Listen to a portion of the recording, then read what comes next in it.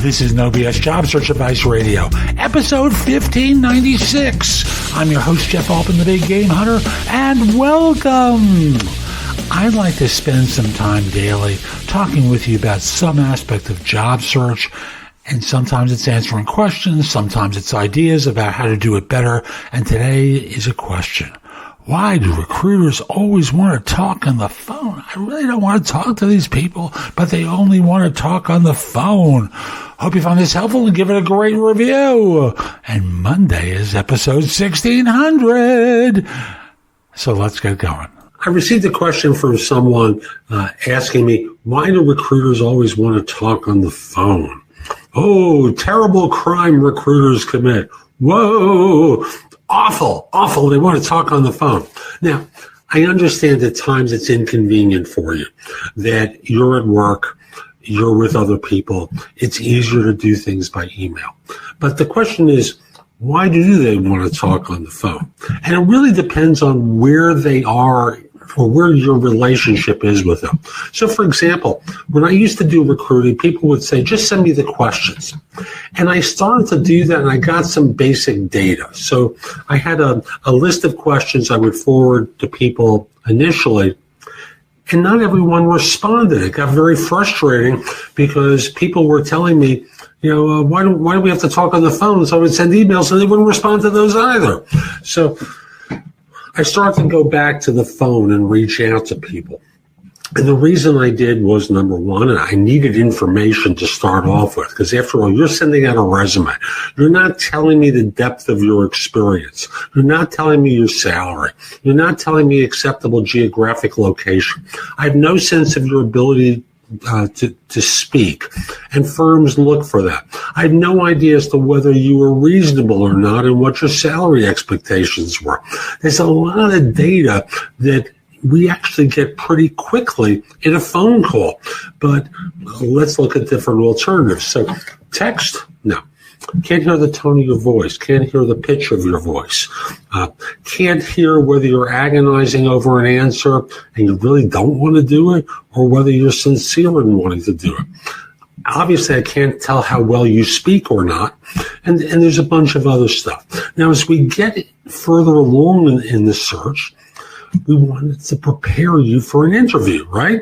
We want to give you a sense of who you were going to meet with, how to present yourself, and as many emails and videos as I would send to people to prepare them for interviews, there was nothing like a personal phone prep from me in order to get people ready.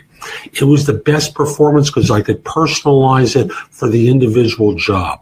And if you're telling me I should do a YouTube video for every client I was scheduling people with, no. Don't want to put that stuff up in the public domain, and don't want to keep it on a hard drive, or in the cloud. It's just too easily hackable, and eventually, files get corrupted, and the sequence of interviews gets confused. So I may prep you for two people, one of them quits. Now I have one person and one person. I have to add it's complicated. And then finally, as you're getting later on in the search, and you want to collect certain data prior to the offer, you want to know whether or not someone's close to another offer. You don't want to do that through email. You want to get into a conversation with someone to get a sense of where they are in the search, how your client ranks, give them information real time, so that in this way you know whether or not it's worth your client's effort to extend the offer or not, whether you have to get the money upped or not. There's lots of stuff that's just faster and more expedient to do by phone. Now, if you ask the question, why do recruiters always want to talk on the phone when we could be using Skype? There I could agree with you, because Skype accomplishes the same thing. But, knowing from experience that what someone's really saying is, why can't we just do this by email?